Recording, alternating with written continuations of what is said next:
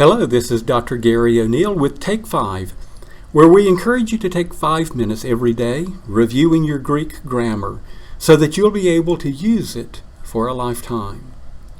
This morning we're going to look at another verse and talk about some of the grammar of it. So we have this verse from John 20, and it reads, Apokrithe Thomas kai apin auto ha kurios mu ka ha theos mu. Okay, let me read that one more time, and I will speed it up and read it more as in a flow. Okay, Apokrithe Thomas kai apin auto ha kurios mu ka ha theos mu. Translation: Thomas answered and said to him, the Lord of me and the God of me. Now, even though I translated that very literally, we would in English smooth that out a little bit. What Thomas is saying, we would say, my Lord and my God. Remember, this is when Thomas is talking to Jesus after the resurrection.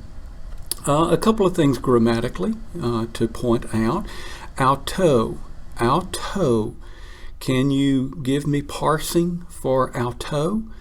You will notice that this is the third person personal pronoun. Okay, and the case of it, that iota subscript helps you point that out. This is a dative. This is a masculine singular dative. Okay.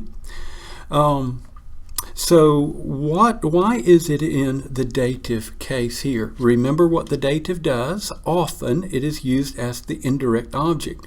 And so when we translate it, we will also often use a helper word to translate it, and that is the word to. So Thomas answered and said to him, the him there referring to Jesus. Okay, so that is the function of the dative here in this sentence. Now it goes on and it says ha kurios mu. So what case is the mu? We have two of them here. Mu. What case is mu in? This is the first person personal pronoun, mu. And the case, again, we don't have an article to help point it out to us, but that omicron upsilon on the ending of it should help you. This is the genitive, okay? And it is a masculine singular also, okay?